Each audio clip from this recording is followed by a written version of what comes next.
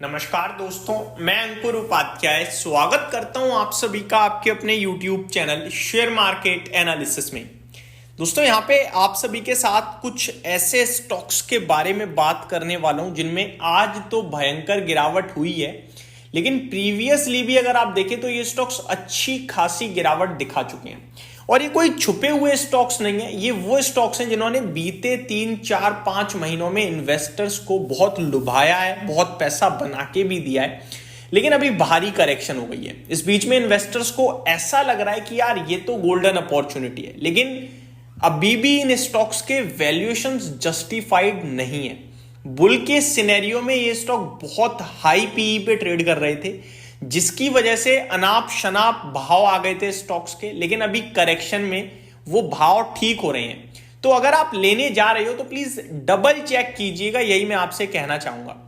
अब बढ़ते हैं आगे एक एक करके स्टॉक्स की तरफ। दोस्तों लिस्ट तो बहुत लंबी है क्योंकि मार्केट में करेक्शन कुछ इस प्रकार हो रही है कि क्या ही बताऊं। इनफैक्ट मैं कमेंट बॉक्स में नजर डालूं कभी कभार तो कमेंट ऐसे आते हैं मेरा दिल हिल जाता है। लोग कह रहे हैं भाई साहब हमने 5 लाख की इन्वेस्टमेंट, 5 लाख की पोर्टफोलियो में 40% के समथिंग का लॉस है। एक कमेंट यही मैंने अभी देखा अपनी वीडियो में, प्रीवियस वीडियो में। तो ये दर्शा रहा है कि इन्वेस्टर्स बहुत ज्यादा परेशान है।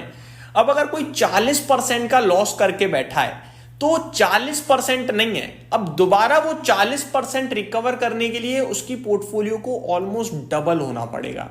तो ये बहुत बड़ा एक दर्द है दोस्तों जो हम सभी देख रहे हैं। ये आपको सिखाएगा कि आपको जब बाजार तेजी में होता है तो स्टॉक्स भागते हैं, और जब वो भागते हैं तो लाइन लगा के इन्वेस्टर्स खरीदने लगते हैं और कुछ नहीं देखते। बट कभी कभार छोड़ देना ही ज्यादा अक्लमंदी होती है, क्योंकि जब वो करेक्शन आती है ना तो वो ट्रैपिंग टाइप सिचुएशन बन जाती है, और बाजार में, मार्केट्स में छोड़ देने की काबिलियत हर व्यक्ति में नहीं होती।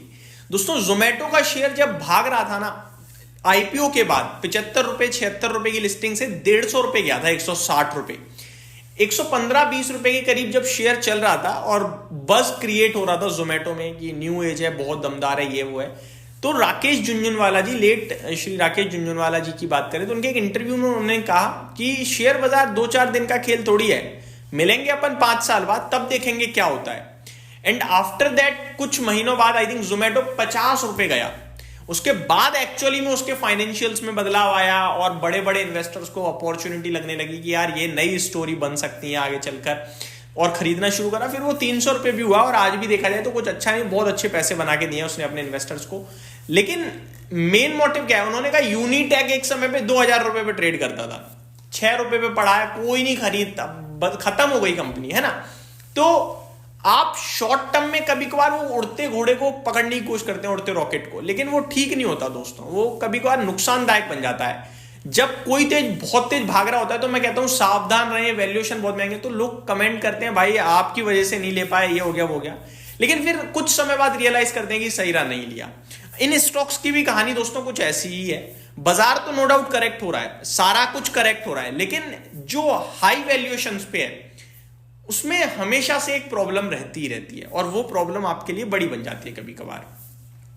बाजार अपने आप में बड़ा स्मार्ट होता है दोस्तों, हाई वैल्यूएशन हमेशा उसी कंपनी को देता है जिसमें ग्रोथ हो, लेकिन कभी कभार क्या है कि ग्रोथ के सामने वैल्यूएशन बहुत हो जाते हैं। जैसे जोमेटो ही लो, 350 के पीई पे है, ग्रोथ है, लेकिन यार 350 जस्टिफाइड नहीं है ना, 350 का पीई। डी मार्ट में भी तो ग्रोथ थी, 350 के पीई पे था, लेकिन आज ग्रोथ भी नहीं आ रही है और पीई भी देखो 90-80 पे आ चुका है। तो जब ये करेक्शन होती है ना बहुत बुरी हो जाती है भाई साहब। अब जोमेटो का भी केस कुछ इसी प्रकार है, वैल्यूएशन तो बहुत आई है और ग्रोथ के लिए भी वो कह रहे हैं डिमांड में थोड़ा सा स्लो डाउन है और कंपटीशन टफ है, तो क्या पता कितनी बड़ी प्रॉब्लम बन जाए, है ना। अब यहाँ पे स्टॉक्स है दोस्तों, पहला स्टॉक है जिसके बारे में आपके साथ शेयर करने जा रहा हूं, केन्स टेक्नोलॉजीज। बहुत दमदार कंपनी है, नो डाउट, भागा भी बहुत, 7800 के हाई लगाए, आज 10% क्रैश हो चुका है ये शेयर ऑलमोस्ट।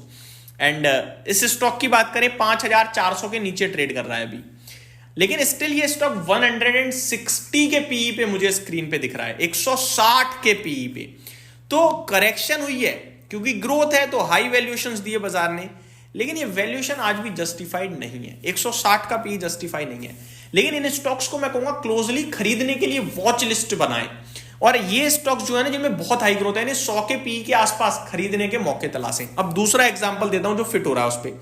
नेटवेब टेक्नोलॉजी, कल इस कंपनी के रिजल्ट्स पे ये स्टॉक रिएक्ट कर रहा था और करेक्ट हुआ था, और मैंने मैनेजमेंट का इंटरव्यू देखा, वो बहुत कॉन्फिडेंट थे। वो कह रहे थे हम 35% की ग्रोथ देंगे और मार्जिन हमारे 13 से 14% रहेंगे। और ये स्टॉक भी करेक्ट हुआ है, 3000 का हाई लगा के 1950 पे आ गया है, 1950 पे, अभी 120 के पी पे है। इस स्टॉक को मैंने भी वॉच लिस्ट में लगाया हुआ है, लेकिन मैं चाहता हूं ये 1500 के आसपास पहुंचे, तब मैं सोचूंगा खरीदने के बारे में। अभी तो देखो छूट जाए, मैं तो देखता ही नहीं ऐसे कंपनी, ठीक है भाई, बहुत हाई वैल्यूएशन में, मैं लो वैल्यूएशन वाली स्लो मूविंग कंपनी कर लूं, लेकिन वैल्यूएशन कंफर्ट आना चाहिए भाई। मैं जिस चीज की कीमत दे रहा हूं उसकी महंगी कीमत नहीं दूंगा कि ग्रोथ है, पता चले ग्रोथ ही रुक जाए, फिर क्या कर लूंगा मैं, है ना। तो ये मैटर है सारा का सारा, ठीक है जी। तो ये स्टॉक मेरे को पसंद आया, करेक्शन भी अच्छी आ गई है, वैल्यूएशन भी धीरे धीरे रीजनेबल हो रहे हैं, ग्रोथ भी अच्छी बता रहा है मैनेजमेंट, सुपर गाइडेंस थी, तो 1500 के करीब मेरे को रीजनेबल लगने लगेगा। अभी तो 1930 पे है, कल 2200 पे था, 10% क्रैश हुआ है आज भी।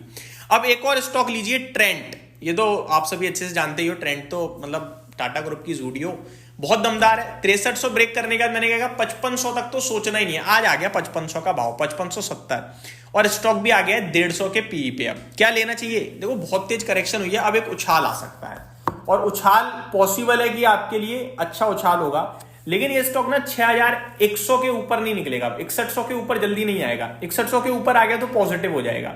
तो उछाल आने दो, उछाल के बाद फिर सेलिंग आ सकती है। लेकिन अब ये स्टॉक 5500 से 5200 के बीच में एक्यूमुलेशन रेंज में धीरे धीरे आ रहा है। बट जैसा कि कल भी मैंने एक डिटेल वीडियो में बोला था कि मैं Q3 के नंबर्स को देखूंगा और फिर प्लान बनाऊंगा। अगर Q3 के नंबर्स खराब हो गए तो और करेक्शन होगी, तो मैं वेट करने के लिए कहूंगा। लेकिन ये कंपनी भी खरीदने के लिए वॉच लिस्ट में लगा लो, अभी लेना नहीं है, वॉच लिस्ट बनानी है। उम्मीद करता हूं ये वीडियो पसंद आई होगी, डिटेल्स आपको अच्छी लगी होंगी। Thank you so much for watching this video, have a great day guys.